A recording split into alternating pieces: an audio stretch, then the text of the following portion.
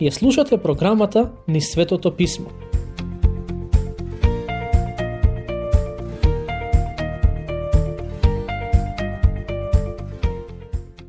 Драги пријатели, денес ќе почнеме со обработка на глава 3 од посланието до Ефесјаните.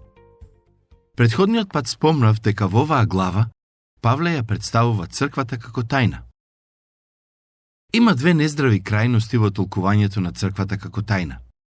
Првата е застапена од оние луѓе кои изгледа го игнорираат фактот дека црквата е тајна и сметаат дека црквата е истото тоа што е Израел. Но таквото учење не се совпаѓа со она што го вели апостолот Павле.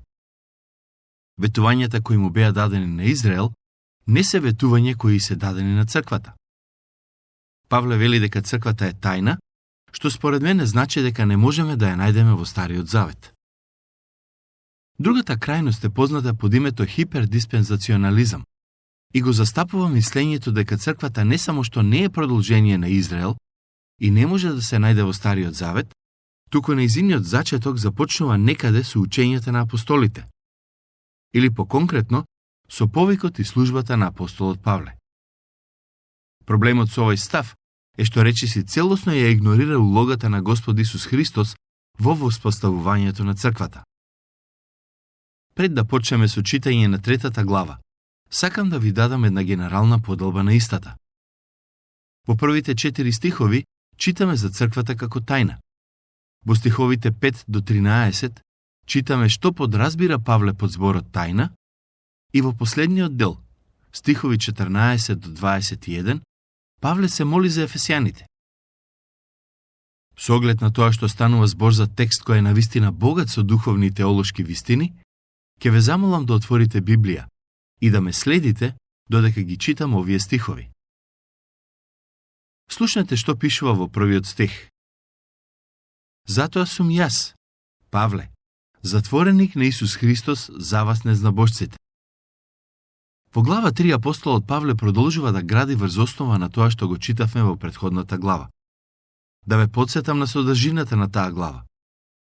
Таму Павле пишува за тоа како неевреите имаат големи привилегии пред Бог поради жртвата и воскресението на Господ Исус Христос.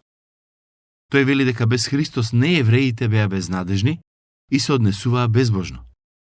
Но Христос ги донесе блиску до Отецот, а тоа се однесува како на евреите, така и на неевреите.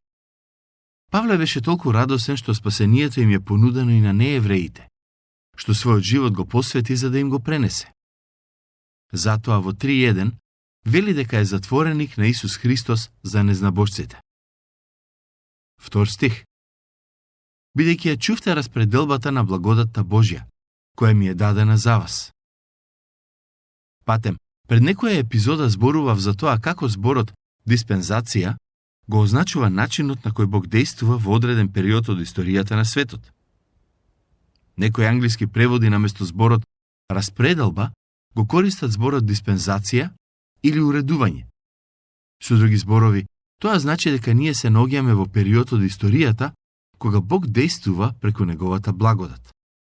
Односно дека преку откровение Бог ми ја соопшти тајната, како што и погоре ви напишав накратко. Павле пишува за начинот на кој Бог го повика, му го открие Евангелието и потоа го прати кај незнабожците, односно неевреите. Службата на апостол Павле беше поинаква од онаа на другите апостоли. Тој им рече на галатјаните, туку, напротив, кога видоа дека мене ми е доверено да го проповедам Евангелието на необрезаните, како на Петар на обрезаните. Пораките на Павле и Петар не беа различни, но луѓето на кои ја пренесоа беа различни.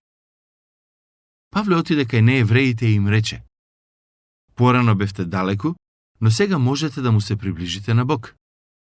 Петар отиде кај евреите и им рече: и во никој друг нема спасение, зашто под небото нема друго име дадено на луѓето преку кое би можеле да се спасиме. Тоа е истото Евангелие, но пренесено на различни луѓе. Мисијата на Петар беше да го проповеда Евангелието на евреите, а Павле го проповедаше на неевреите. Истата порака, но различна целна група. Апостолот Павле проповедаше спасение по благодат, И тоа беше пораката која ја проповедаа и другите апостоли. Пред да стане христијанин, Павле беше фарисеј. И фарисеите постојано зборуваа за тоа дека спасението се добива преку пазење на законот. Но, спасението никогаш не се добиваше преку пазење на законот, бидејќи никој не можеше целосно да го почитува законот. Дури и во Стариот Завет, Бог не ги спасуваше израелците преку пазење на законот. Не само тоа, туку сите жртви кои се принесуваа во Стариот Завет беа предслика на Христовата жртва. Во Стариот Завет Бог дејствуваше на еден начин, а во Новиот Завет на малку поинаков. Во 3 стих Павле вели дека нему му била откриена тајната. Врз основа на таа изјава, некои луѓе велат дека Павле беше единствениот кој ја знаеше тајната на Евангелието и на црквата. Но во останатиот дел од оваа глава, апостолот јасно кажува дека тајната не му е откриена само нему. Ке го прочитам стих 4. Читајќи го тоа, можете да разберете како сум ја сватил тајната на Христос. Самото тоа што Павле вели дека му била откриена тајната на Христос, не значи дека изјавува ексклузивност во однос на откровението. Тој само зборува за своите почетоци и им кажува на ефесјаните дека Христос му се откри и на тој начин ја спозна вистината за него и за црквата. Пред да стане Христов следбеник, Павле ја прогонуваше црквата, а со тоа го прогонуваше и самиот Христос. Црквата е негово тело и секој кој се противи, му се противи на Христос. Но, Павле доби видение и повик од Христос, додека беше на пат кон градот Дамаск. Од тој момент, па се до крајот на својот живот, Павле беше посветен на проповедање на Евангелието, чија порака е спасение преку вера во Исус Христос. Патем, што се однесува до зборот тајна, кој во оваа глава ќе го прочитаме неколку пати, сакам да знаете дека не станува збор за нешто што го знаеле само Павле и апостолите. Од една страна, таа тајна не беше директно објавена и откриена во Стариот Завет, но со доаѓањето на Господ Исус Христос и воспоставувањето на црквата, таа тајна им стана јасна на многумина. Тајната е дека Бог Отецот се помирува со грешниците преку жртвата на неговиот син Исус Христос, и на тој начин тие стануваат дел од неговиот народ, кој е наречен црква. Ми се чини дека преку овие зборови Павле сака да направи контраст помеѓу христијанската порака и мистериозните религии на грчко-римскиот свет. Во тоа време имало многу такви религии кои имале голем број тајни и садистички ритуали за кои знаеле мал број луѓе. Павле вели, и ние имаме тајна, но таа тајна им се открива на сите кои го слушаат Евангелието.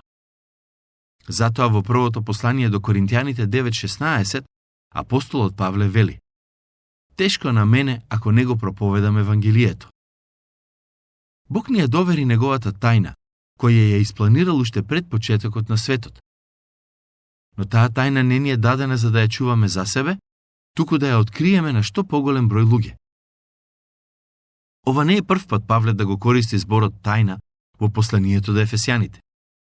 Ке се сетите дека истиот збор се користи во 1:9 каде пишува: откако ни ја откри тајната на својата волја, според своето благоволение што го беше положил во себе од порано. На што мисли Павле кога вели дека Бог му открил тајна? Мислам дека одговорот се состои од неколку делови.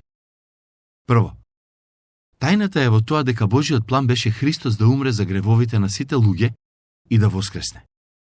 Тајната е во тоа што секој кој верува во него е дел од едно ново тело на луѓе кое е составено од евреи и неевреи. Овие нешта не беа целосно и директно објавени во Стариот Завет. Тоа е тајна која не им беше откриена на луѓето предходно. Слушнете што пишува во посланието до Колосјаните 1:26. Тајната, скриена од векови и родови, а сега откриена на неговите светии. Денес има луѓе кои додека го читаат Стариот Завет велат: еве, овој стих се однесува на црквата, а тоа значи дека црквата во Стариот Завет воопшто не беше тајна. Таквите луѓе ја форсираат Библијата да каже нешто што Господ не сакал да го каже. Навистина е тешко да ја најдете идејата за црквата во Стариот Завет. Кога Павле вели дека на христијаните им е откриена тајна, Моje лично убедување е дека таа тајна не беше откриена претходно, што значи дека ја нема во Стариот Завет. Последните 2 стиха ни е откриен дел од таа тајна. Ке ги прочитам стиховите 5 и 6. Која на синовите човечки од поранешните поколенија не им беше објавена, како што сега се откри на неговите свети апостоли и пророци преку Светиот Дух, за да бидат и незнабожците сонаследници, делови на едно тело и соучесници на ветувањето Божје во Христос Исус преку Евангелието. Што е Божјата тајна? Покрај смртта и воскресението на Исус Христос, Божјата тајна е тоа што Бог науми да ги направи неевреите сонаследници и соучесници во вечниот живот. Таа тајна ја откри Христос, потоа им беше пренесена на апостолите, а тие ја пренесоа низ целата Римска империја, па и подалеку. Причината зашто Павле пишува свети апостоли е бидејќи апостолите беа посветени за служба на Бог. Бог ги избра нив во Христос, а Светиот Дух беше нивниот учител и оној кој зборуваше преку нив. Во Јован 16:15 пишува: Се што има Отецот, мое е. Затоа и ви реков дека од моето ќе земе и ќе ви јави. Во што се состои тајната? Тајната не е во тоа дека и неевреите ќе бидат спасени. Тоа веќе беше откриено во Стариот Завет. Во Исаија 11:10 пишува: Во оној ден, кон Јесеевиот корен, кој ќе стане како знаме на народите, ќе се обратат незнабожците, живеалиштето негово ќе му биде слава. Во Исаија 63 пишува: И народите ќе дојдат кон твоето видело, царевите кон светлината што изгрева над тебе. Малахија 1:11: Зашто од сончевиот исток па се до запад, името мое е големо меѓу народите, и тие на секое место принесуваат темјан и чиста жртва. Големо е името мое меѓу народите, вели Господ Саваот. Ако тајната не е во тоа дека неевреите ќе бидат спасени, тогаш во што се состои? Еве го одговорот. Тајната е во тоа дека и евреите, и неевреите ќе можат да се спасат преку вера во Христос и ќе бидат дел од едно тело, а името на тоа тело ќе биде црква. Немојте да ја пропуштите важноста на оваа вистина. Имајќи го тоа на ум, можеме да кажеме дека човечката историја може да се подели на 3 доби, и тоа: од Адам до Авраам поминаа околу 2000 години, и во тој период сите луѓе беа неевреи. Од Авраам до Христос поминаа околу 2000 години, и во тој период постоја евреи и неевреи. Од Христос па се до денес поминаа околу 2000 години, во кои како евреите, така и неевреите се дел од Божиот народ кој се нарекува црква. Тоа е она кое Павле сака да го каже преку овие стихови. Во 1 Коринтијани 10:32 пишува: Не станувајте соблазна ни за јудејците, ни за елините, ниту за црквата Божја. Според зборовите на Павле постојат 3 групи луѓе: евреи, неевреи и Божјата црква. Моje лично убедување е дека црквата не е спомната во Стариот Завет. Има некои стихови кои можат да се поврзат со неа, но нејзиното постоење не се појавува во тој дел од писмото. Исус рече дека ќе изгради црквата, а тоа го изјави додека беше на земјата. Тоа значи дека тој почна да ја гради црквата, но таа се уште е работа во процес. Иако е составена од евреи и неевреи, црквата е едно тело. Вистина е дека на самиот почеток се состоеше само од евреи, од апостолите кои Господ Исус Христос ги одбра. Но со тек на време и неевреите почнаа да ја прифаќаат пораката за спасението. На тој начин црквата почна да се шири, а ќе дојде ден кога представници од сите народи на светот ќе бидат дел од неа.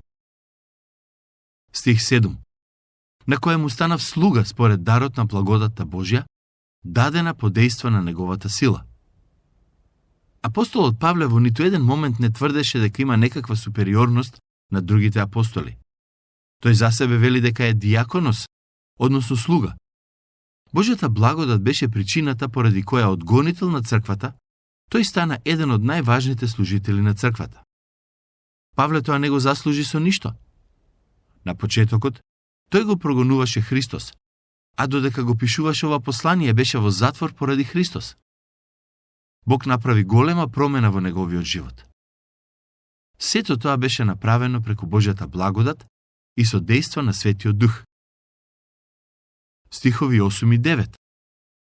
Мене, најмалиот од сите светии, таа благодат ми се даде, да им го проповедам на незнабожците неискажливото богатство Христово и да расветлам на сите во што се состои распределбата на тајната, криена од векови во Бога, кој создаде се преку Христос. Вистина е дека Бог ни ја откри тајната за спасението на сите луѓе преку Христос, но има уште многу нешта кои Бог се уште не ни ги открил. Тоа е една од причините зошто со нетрпение чекам да бидам во рајот. Луѓето мислат дека знаат многу, но еден ден кога ќе бидат во Божјото присуство, ќе се изненадат колку многу не знаеле.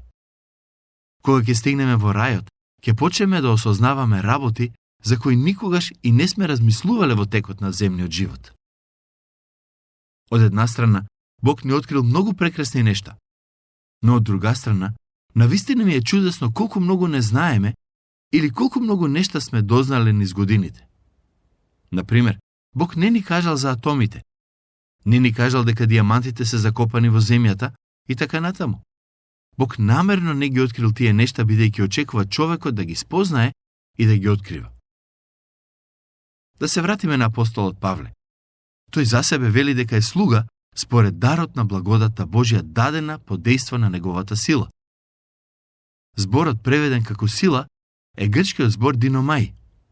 Во 1 Коринтијаните 15:9 вели: зашто јас сум најмалиот од апостолите и не сум достоен да се наречам апостол, бидејќи ја гонев Божјата црква. Павле беше свесен дека со ништо не ги заслужи спасението и службата кој Бог му ги даде. Во 1 Тимотеј 1:12-13 пишува: му благодарам на Христос Исус, нашиот Господ кој ми даде сили, зашто сметаше дека заслужувам доверба, кога мене ме постави на служба, мене, кој порано бев хулител, гонител и насилник, но ме помилува, бидејќи тоа го правев без да знам, во неверие. Во Ефесијаните 3:8 вели: да им го проповедам на незнабожците неискажливото богатство Христово. Бог направи неверојатна промена во неговиот живот. Која беше целта на службата на Павле? Да им помогне на луѓето да ја сватат Божјата тајна која беше криена со векови. Стихови 10-12. Та многу ликата мудрост Божја да им се објави сега преку црквата на началствата и властите небесни, според предвечната одлука, која тој ја изврши во Христос Исус нашиот Господ, во кого, преку верата во Него, имаме слобода да се доближуваме со доверба. Преку тајната за црквата, на другите Божји созданија им е објавена многу ликата Божја мудрост. Духовните битија не само што можат да ја видат Божјата љубов како им е покажана на верните, туку и Божјата мудрост, како го исполнува планот, создаден уште пред постоењето на светот. Стих 13. Поради тоа, ве молам, не паѓајте со духот пред моите маки заради вас, кои се ваша слава.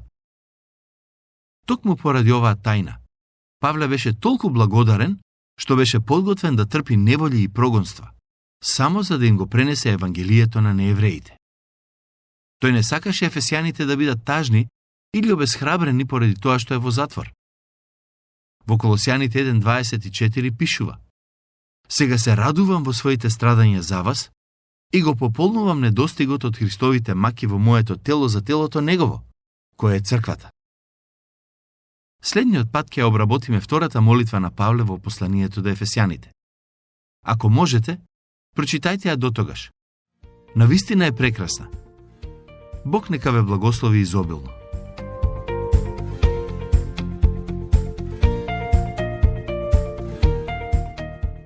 Слушнавте емисија од програмата Низ Светото Писмо. Можете да не слушате и преку мобилна апликација на нашиот YouTube канал и на сите познати подкаст платформи, како што се Google, Apple и Spotify. Ако ви се допаѓаат нашите програми, споделете ги и препорачајте ги на вашите пријатели. Бидете слободни да оставите свој коментар или да ни пишете на нашата имейл адреса nissvetotopисmo@ podcast@gmail.com. Следете ги нашите страни низ Светото писмо Македонија на Facebook и Instagram. Емисиите од оваа серија можете да ги најдете и на нашата веб страна ttb.twr.org.